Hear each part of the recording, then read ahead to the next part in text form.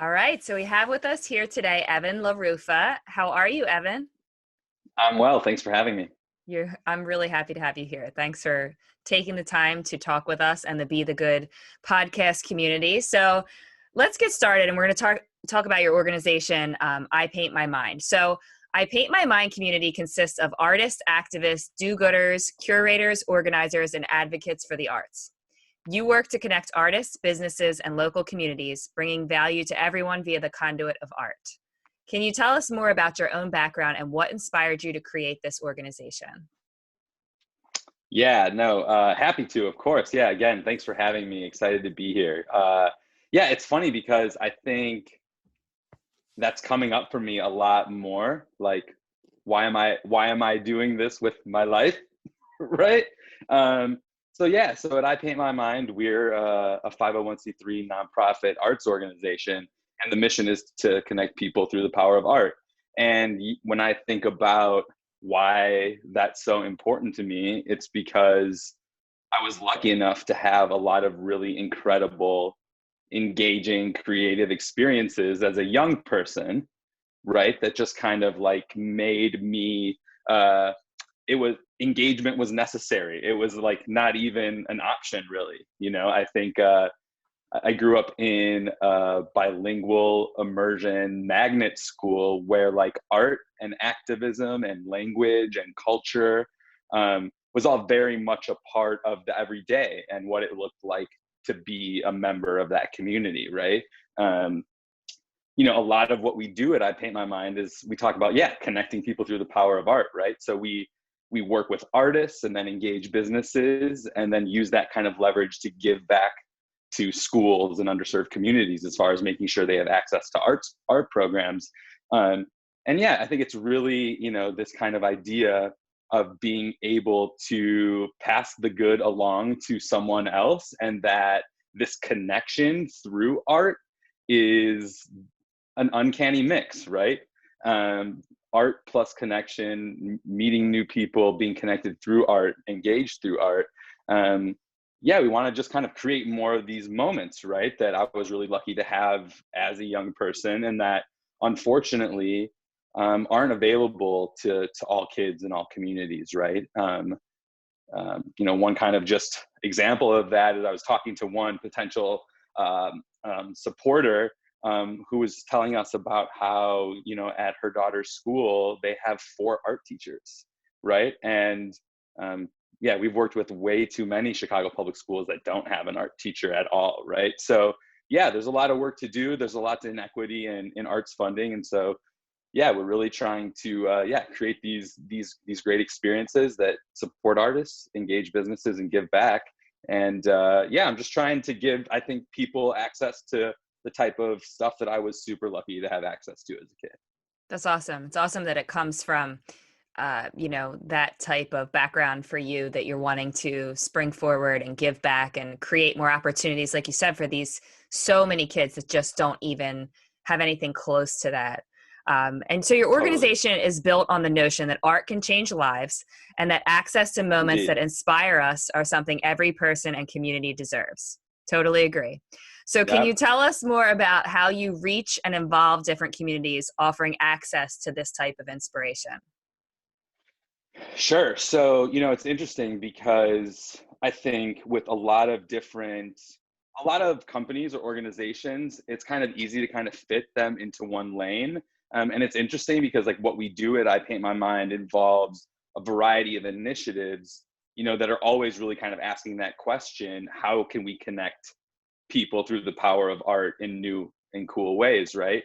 Um, but but yeah, I think when it comes down to it, being able to make art, and again, it's like this vehicle piece, right? Being able to um, not only honor those students, right? Being able to get art into these schools for where kids don't have an art teacher, but quite frankly, another piece of it for us is also like supporting those teachers, right? Um, we kind of talk about artists, businesses, and these school communities being our heroes, right? Like these are the communities we serve, right? And so a school community, sure, it's the kids, but it's the educators as well, I mean, especially in the last year with everything that we've been going with undergoing with the pandemic, like being a teacher has been an insane job, like more so than usual, right? In Absolutely. Chicago, in Chicago, they've had to deal with labor disputes and all kinds of crazy stuff relating to like the safety of schools. And so, yeah, in any case, I think it's like, for us, the teachers are our hero as well, right? And we're also, I think, really finding out that so many businesses are looking for cool ways, to give back. And, between the combination of art and schools, it's a really cool mix. Absolutely. And your motto is that you turn art into impact, and your programs are aimed to create connection, which sounds like that's entirely what everything you got going on is about. And I love that. So thus far, the I Paint My Mind organization has provided more than 100 businesses and communities with exhibitions and allowed 20,000 Chicago residents to engage with local art citywide. I'm wondering, can you tell us how you feel I Paint My Mind has made the greatest impact thus far? Yeah, I mean, that's interesting. It's hard. Like I'm the founder. It's super. I'm so close to it, right? Yeah. But I think like when you kind of talk about some of those things you mentioned, as far as like working with communities all over the city and with a bunch of businesses, and like building those relationships. Yeah, I come back to the relationships, right? Like I think starting in 2013, really, when we kind of built this shared walls program that was about getting art into communities in every neighborhood of the city, like access and equity and this kind of celebration of this universality of art, right? And being able to walk into any community, quite frankly, in our city and build a really great relationship, through an art program that we're able to build in this relationship with the community, right? So yeah, I think for me, it's, again, art is the vehicle, but I would say I'm most proud of all the relationships with all the human beings that we've forged, right? Whether it was really cool. I actually asked our finance director to put together kind of like some numbers on how much we had paid out to artists as part of project fees, prints for our collection, stipends, workshops, different things. And that number over our history is coming up, is just about to go over $100,000. So like That's those, awesome. yeah, I mean, there's cool like stats like that, but like for me, that's really an indication of like, or makes me think about all the people that we've worked with.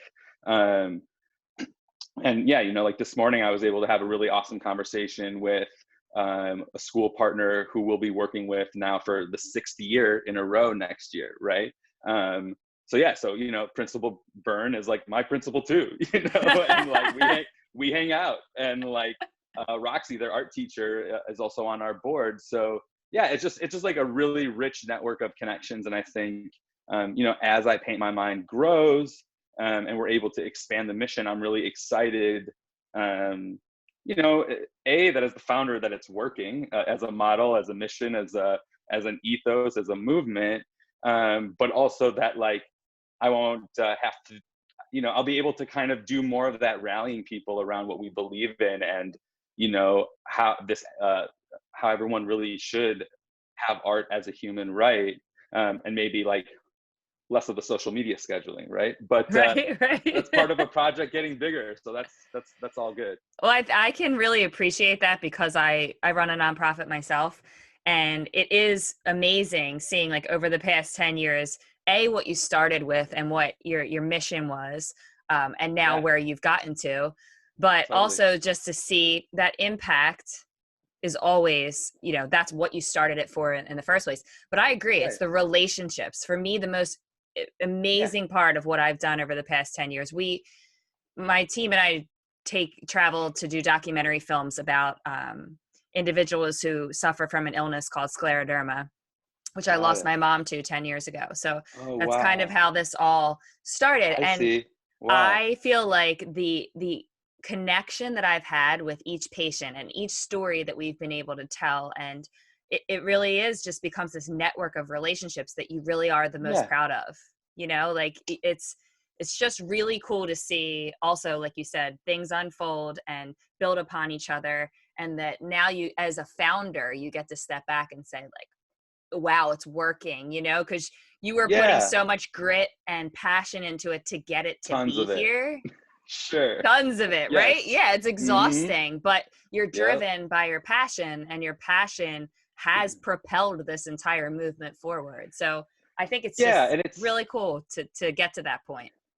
it is. No, yeah, it is. I think like yeah, we're starting to feel some of that, which is cool. Adding some folks to the team that help us, expand the mission in certain ways. And yeah, as a fellow nonprofit leader, I'm sure we would have plenty to bond over with Yes. respect to all of that. But like, and not to go down that rabbit hole too much, but like, absolutely, like we have to like be passionate about what we're working on, right? And then like all those relationships make it line it with so much value and meaning like along the way, right? But at the same time, I think there's a lot the nonprofit sector could be doing to ensuring efficiency and Yes. impact. And I think one of the things that I'm really keen on doing also is the model that I paint my mind is a pretty innovative one in that our art rental services and our custom mural services and our art consulting services really largely fund the bottom line of all the arts programs that we offer for free or low cost to schools and underserved communities, right? So that was just one big soapbox for me, working in nonprofits, getting riled up about like all these things I wanted to work on in the world in college, and kind of coming to this point when I left college where they were like, now good luck funding any of this stuff that you want to do, right? Which is like always the issue in the nonprofit sector. But in any case, yeah, I mean, I think, yeah, the more nonprofits that can earn revenue through mission aligned products and services, then the less beholden we'll all be to the grants and the foundations and all that stuff. And Yes. and I think that's another piece that, just speaking to like the gratification as the founder of it working, like I'm excited about kind of like our theory and our model. And yeah, no, I think there's a lot of exciting things to come out of it. And that's also honestly what I was most impressed by with your organization is the fact that you've been able to create this model where what you're doing with, and I do want to talk about that because Sure. part of your mission Yeah, is to sorry not to get involve, ahead. no, that's okay. This just leads right into what I was going to talk about. So part of Got your it. mission Sweet. is to involve businesses, encouraging them to rent or purchase art to brighten up their workspaces. Yeah. And then that then helps you support programs in underserved schools, libraries, and youth centers. That whole thing is like amazing to me that you've been able to set up that you're benefiting the artists, you're benefiting the underserved schools that need this, and basically you are the middleman that's making all of that happen. So tell us more about that and how that works. Yeah, I mean, I think that's that piece where I kind of talked about like I paint my mind as a connection, right? Again, like art being the vehicle, but that like we are more like the sum of our parts kind of situation, right? Yeah, I mean, I've always kind of had a love of entrepreneurship, and always just been, yeah, I think gritty and interested, particularly in solving this issue in the sector, in the nonprofit sector, around development and sustainability and gatekeepers, and actually doing the work your nonprofit says it's doing, as opposed to like fundraising, right?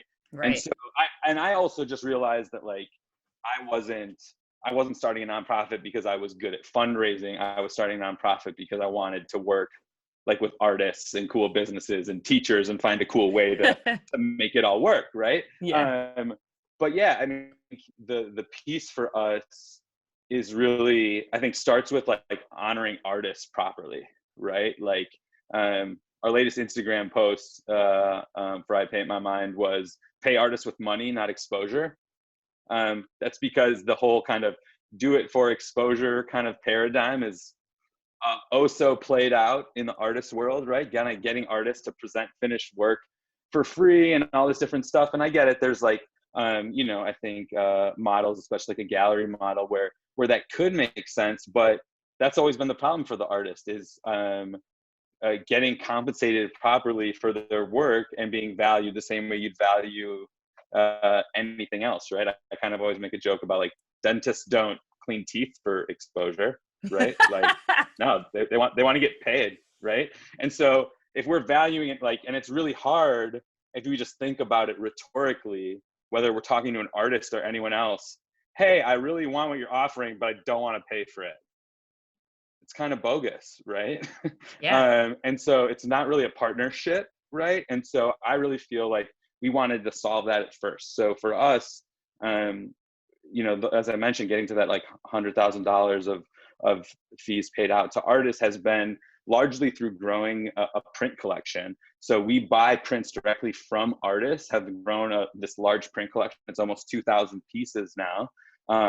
Focusing on prints just because they're more accessible as far as content and pricing. It's a very democratic medium.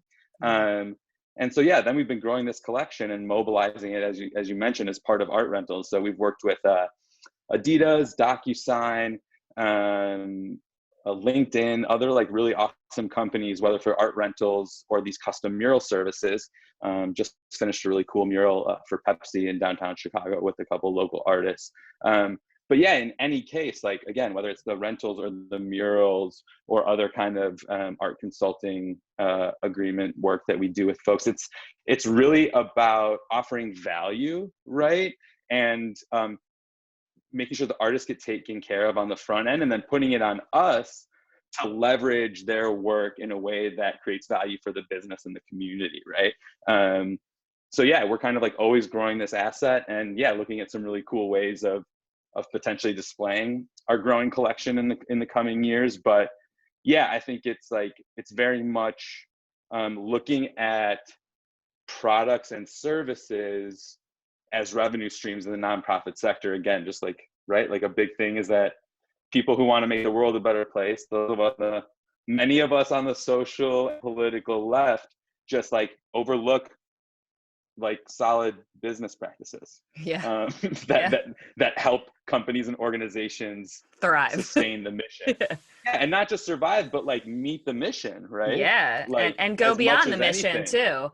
I think that 100%. sometimes it starts out as something, and then if you're able to put these kind of practices into place or business models that actually work, then you're able to create that mission into something bigger, with greater impact. Sometimes I think we kind of, as nonprofits, we plateau on this space of like, okay, we're meeting our goal of, the grant funding is helping us do what we said we were going to do, but then you're not really dreaming of what you could do beyond that. It's like retroactive. Yeah, exactly. So I just love what you're doing, because it makes a lot of sense. And I just wanted to full circle it there. So it starts out with, you're buying the prints from the artists, and then you are using that funding, or I'm sorry, you buy the art, then you rent or sell the art to the businesses to use. Just rent in that case. Rent. Yeah, so it's like our permanent collection. We call it the I Paint My Mind permanent collection, right? So we have a whole inventory and catalog log of it. But yeah, it's part of this collection that our art rental clients can then choose from to curate from their space. Awesome. Right? And then we'll invite those clients to even come like and install art at a school with us, like as a volunteer opportunity as well, right? That's awesome. And so then the funds from the rentals goes to help provide the programs for the, these underserved schools. Right, exactly. Right? Largely this shared walls program that we provide for schools, which is 3 parts, which is a professionally installed art gallery in the school, a 90-page bilingual arts curriculum for all the teachers in the school, and then an artist workshop experience as well, which this year we had to do via video, but it still worked out really, really cool. But yeah, it's kind of that 3-part experience that each school gets as a result. And usually 3 schools are supported per client project. So we're really also excited about how efficiently we can pass that impact along. That's awesome. That's awesome. And so you're constantly growing this permanent collection, like you said, which you loan out throughout the curated exhibitions. Right. And that's part of the Shared Walls program. So how do you choose the artists? Like, how do artists get involved in what you're doing? Sure. So it's interesting because that kind of ties into the Genesis story a little bit. I Paint My Mind kind of started as a website. I was really just curating a lot of content about artists that were producing a lot of work in prints, and then artists started to kind of send us art as thank yous, and kind of started to be like, like what's happening here, like what's going on. And then I've mentioned it on another podcast recently, but it's so worth it. I'll mention it again. It's a film called Herb and Dorothy, and it's about this couple that lived.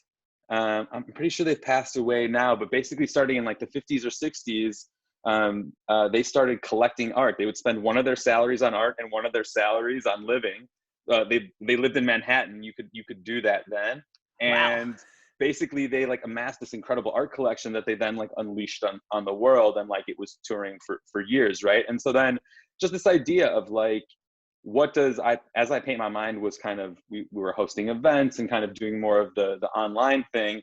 It kind of was a way to kind of yeah, just give life to the mission, and how, just thinking about how amazing would it be to create this really accessibly curated collection of art, just to put it out there in perpetuity, to share it with the world, to grow it, to put it in spaces where art typically isn't, and kind of recontextualizing that way, and like we say, kind of solving some of these problems that we see around, inequities in arts funding in schools.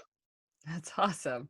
Just really so fascinating how you've made all of these parts work together, and with just such great purpose. So, on this podcast, we often discuss the topics of community and compassion.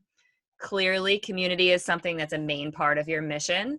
But I'm wondering, can you tell us the importance of cultivating more compassion in our world and how you Mm, feel art can help with this? wow, that's great. Um, yeah, I mean, it's interesting because I think of uh, when you bring up the word compassion, I like tend to go into some of my um, like different like readings and learnings around like Buddhism and like compassion around self. And I think like um, yeah, I think I've kind of been saying to even like this weird COVID time, just when I'm get on a call with people, like, how you doing today? Like just today. Right, right.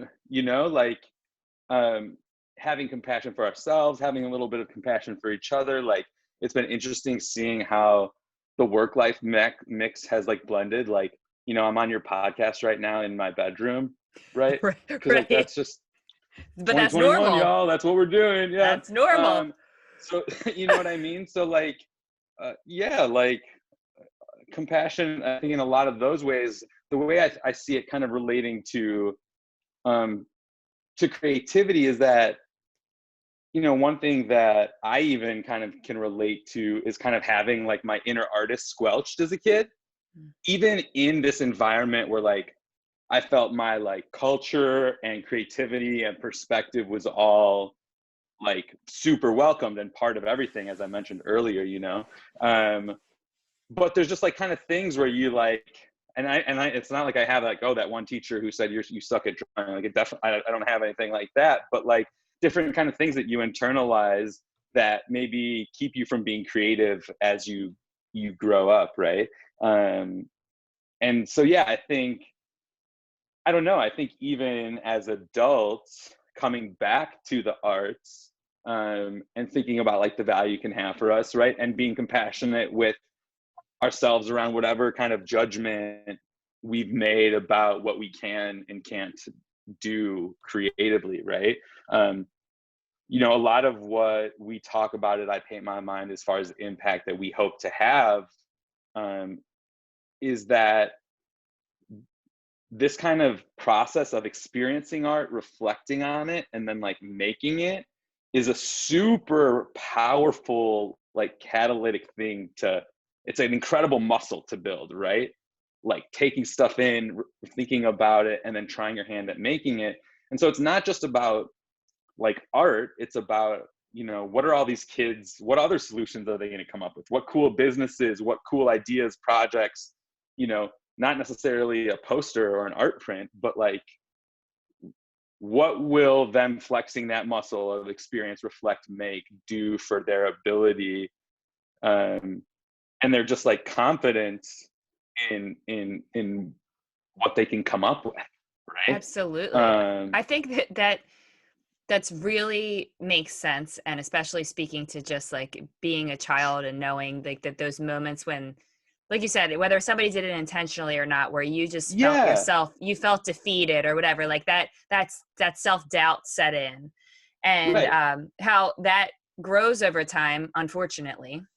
And Yeah, then what you're offering them is that confidence in the beginning, hopefully, planting an early seed of showing them yeah, how to flex that muscle. And well, like you said, it doesn't need to be like painting or drawing. There are so many things sure. that we creatively can do. It made me think as you were saying it, like even for me when I decided to do this podcast, didn't know a thing about podcasting, had no Right. idea what I needed to make it work. All I knew is that I wanted to have conversations like this one, and Yeah, I've been loving it sure. ever since. But actually, that seed was planted in me, I think, as a kid. Like my dad was always like, "Oh, you guys want to have a school newspaper? Okay, let's make one. Like let's start Oh, doing that. Let's." that's I think yeah, that's that great. children need to know that like you are creative beings, and you can and should express yourself creatively, no matter what the obstacles are.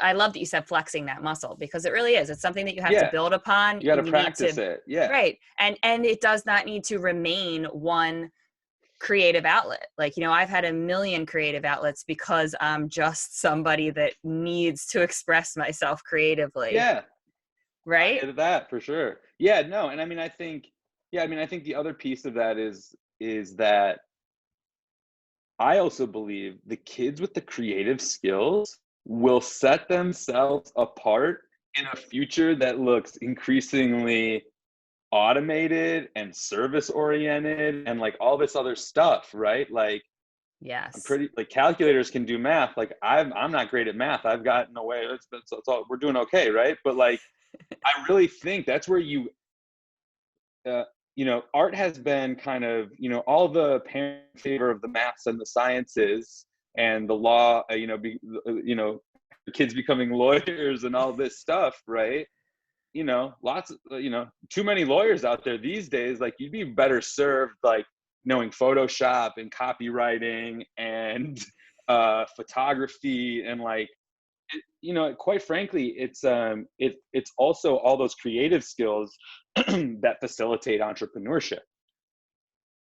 Like you can't, one of the activities that we have in our art curriculum that we provide to all our schools is one where the kids get together and do a group project to create a whole brand identity for a company based on their shared values. So like one kid will be the copywriter, the other one is the graphic designer, the other one's the illustrator, and the other one's like the layout, and they'll come up with like assets based on whatever company, I don't know, like Papa Bear's Donuts, I don't know, whatever brand they decided, right? Um, That's awesome. so yeah, just that like it's way more, art is way more practical than people tend to think. I think as far as like not only jobs now, but jobs of the future.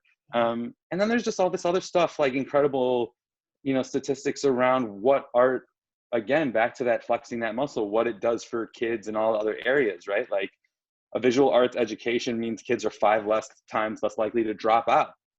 Like that's real, so um Yeah, yeah, I it's just think we kind amazing. of, especially with like the nature of media and the internet and the future of the economy, like creative skills are going to be good ones to have. Absolutely. And I think it's fantastic what you're doing in specifically in the schools, because you're helping to plant those seeds and facilitate that conversation for these kids early on, and just giving them the opportunity to flex that muscle, like you said. Yeah, totally. it, it's awesome.